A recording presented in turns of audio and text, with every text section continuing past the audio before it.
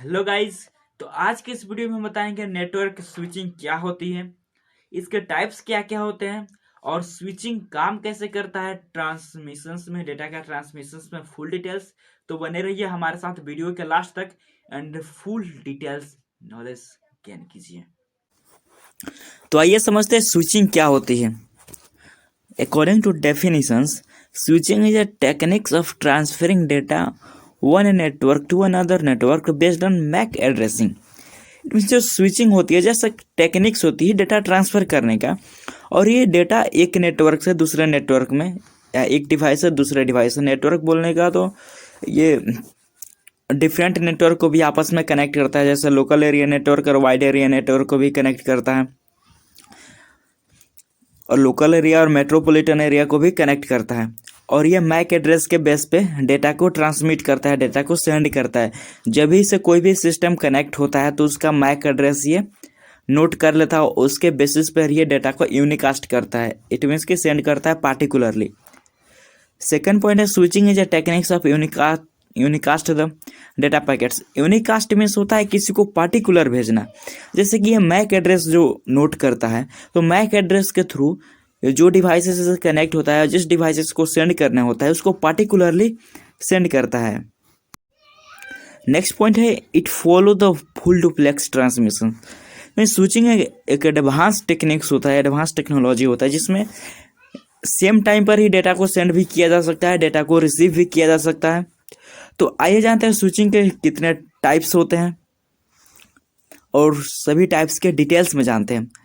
तो स्विचिंग के 3 टाइप्स होते हैं, circuit switching, message switching and pocket switching. तो आइए अब डिटेल्स में जानते हैं सर्किट स्विचिंग क्या होती है, मैसेज स्विचिंग क्या होती है एंड पॉकेट स्विचिंग क्या होती है।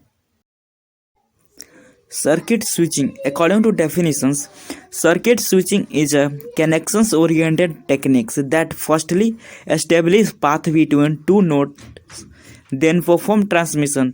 इट मीन जो सर्किट स्विचिंग होता है एक कनेक्शन ओरिएंटेड होता है। कनेक्शन ओरिएंटेड कहने का मतलब कि पहले ये कनेक्शन एस्टेब्लिश करता है, जैसे कि 2 डिवाइसेस हो गए, 2 डिवाइसेस के बीच पहले ये कनेक्शंस बनाएगा, दोनों को आपस में कनेक्ट करेगा, फिर उसके थ्रू डाटा को सेंड करेगा। सेकेंड पॉइंट है it is mainly used in phone calling, call में भी वॉइस और वीडियो कॉल। अब इसको एग्जाम्पल में ले, जैसे कि इसका सर्किट स्विचिंग का मेनली यूज किया जाता है कॉलिंग में, वॉइस कॉलिंग या फिर वीडियो कॉलिंग में।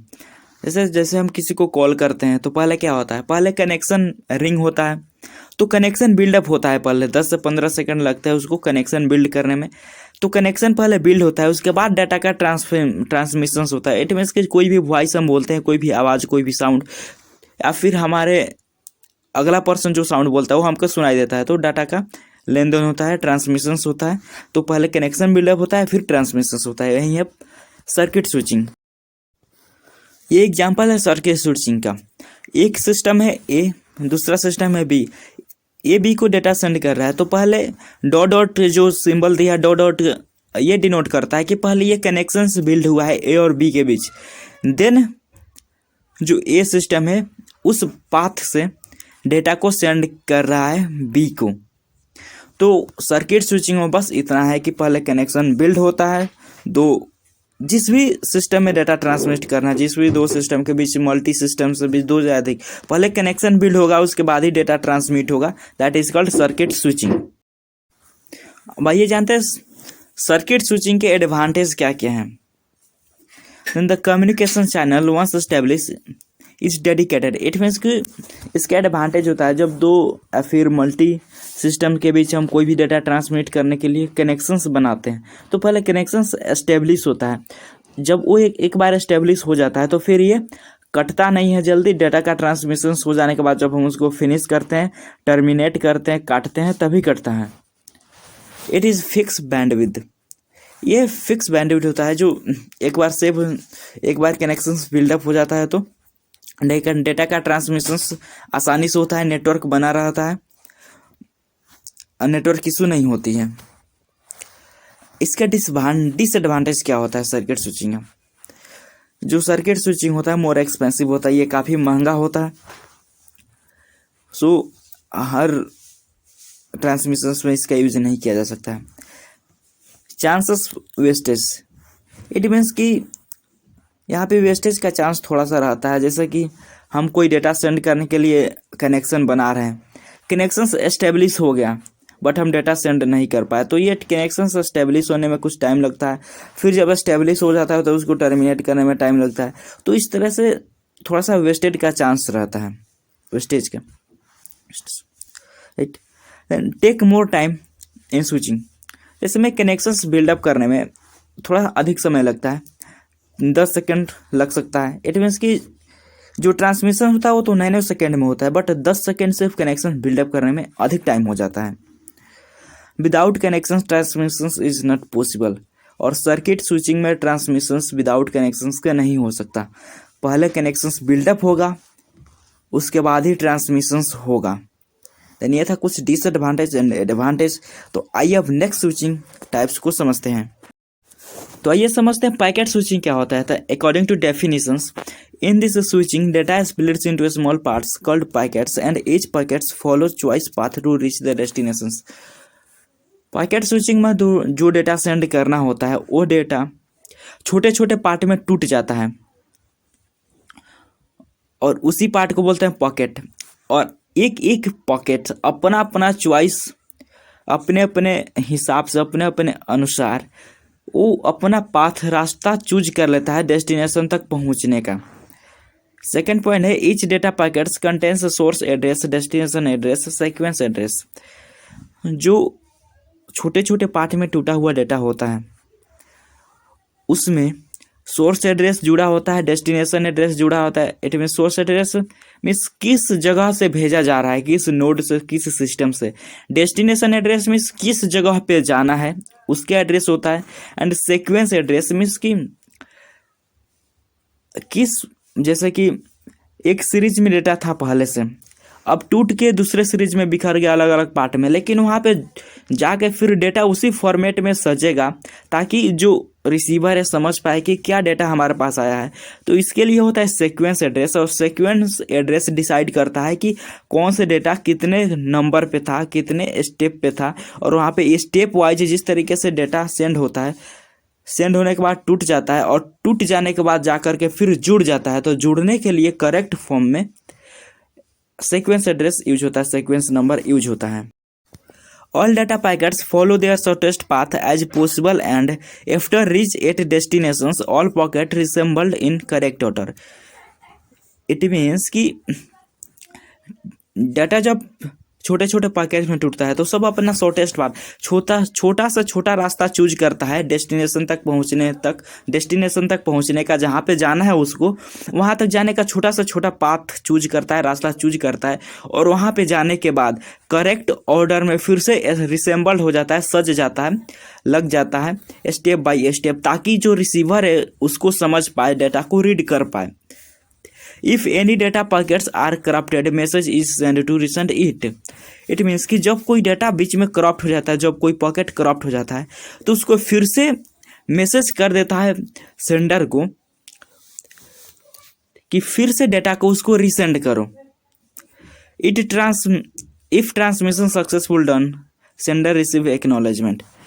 जब ट्रांसमिशन सक्सेसफुल हो जाती है, जब सेंड हो जाता है डाटा एक तरफ से दूसरी तरफ रिसीव हो जाती है, रीड कर ली जाती है, तो सेंडर को एक एक्नॉलेजमेंट, एक विश्वास मिलता है। एक विश्वास मतलब कि एक उसको एक्नॉलेजमेंट बोले तो सबूत मान लें उसको, या फिर उसको एक चिन्ह, सिंबल, एक कि उसको कंफर्म हो सके, उसको कंफर्म किया जाता है रिसीवर की तरफ से कि हाँ मुझको डेटा मिल गई है। जैसे कि व्हाट्सएप पे हम किसको मैसेज करते हैं तो जब सामने वाला बंदा मैसेज सीन कर लेता है तो हमारे तरफ ग्रीन लाइन हो जाती है, डबल टिक पे ग्रीन लाइन हो जाती है, तो हमको वो एक्नॉलेजमेंट मिलती है कि हाँ हमारा जिस बंदे को हम डेटा सेंड किए हैं वो डेटा रीड कर लिया है, मैसेज रीड कर लिया है, तो हमें ग्रीन लाइन दिख जाती है, वो हमारे लिए हुआ एक्नॉलेजमेंट।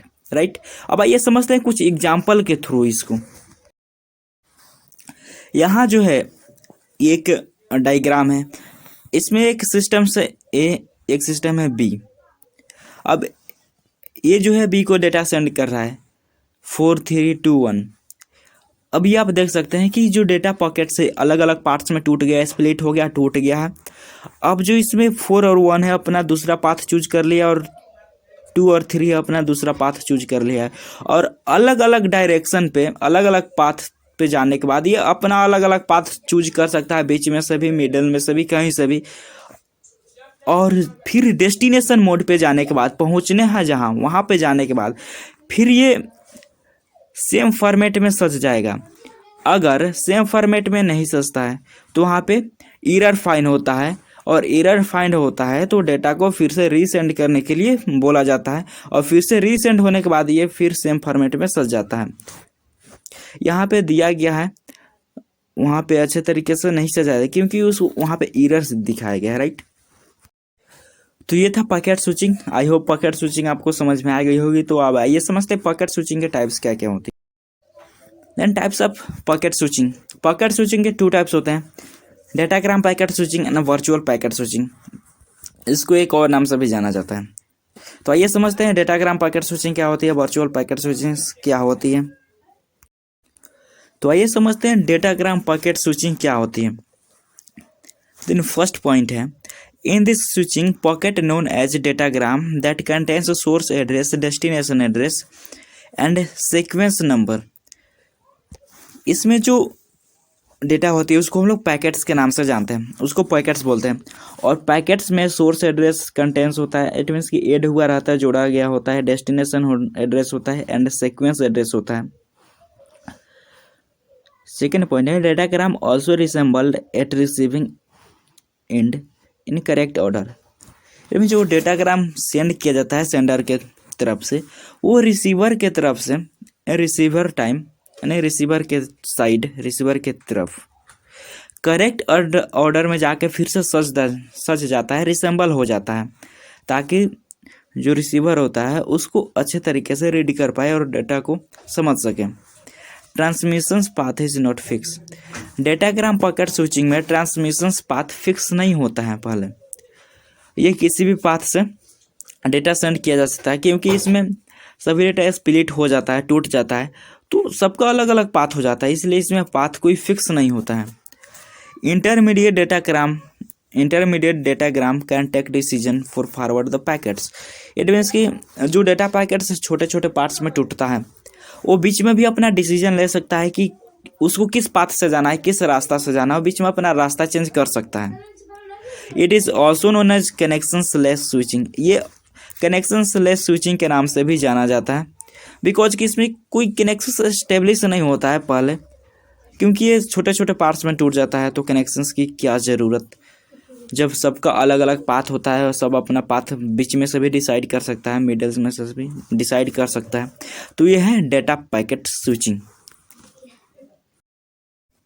तो ये समझते हैं एग्जाम्पल के थ्रू, एक डायग्राम के थ्रू डेटाग्राम स्विचिंग क्या होती है। हाँ, इसको हम लोग डेटाग्राम अप्रोच भी बोलते हैं। सो यहाँ पे एक सिस्टम है ए, इसको डेटा सेंड करना है बी को, सॉरी वाई को, राइट। जिन ए की तरफ से 3, 2, 1 डेटा पैकेट सेंड हो रहा है, और 2 अपना दूसरा पाथ डिसाइड किया है, 3 और 1 दूसरा पाथ डिसाइड किया है, बट रिसीविंग टाइम। तो यहाँ पे ए की तरफ से डेटा सेंड हो रहा है 3, 2, 1। 2 यहाँ पे अपना पाथ डिसाइड अलग किया है, 3 और 1 अलग पाथ डिसाइड किया है। और एक जो सिस्टम से है जिसको बी नाम देना चाहिए, वहाँ से 2 और 1 डेटा सेंड हो रहा है। देन 2 अलग पाथ डिसाइड किया, 1 अलग पाथ डिसाइड किया, बट जा करके दोनों से हम डेस्टिनेशन वाई पे करेक्ट ऑर्डर में रिसेंबल होते हैं, बिकॉज उसमें destination source address and sequence number add हुआ होता है।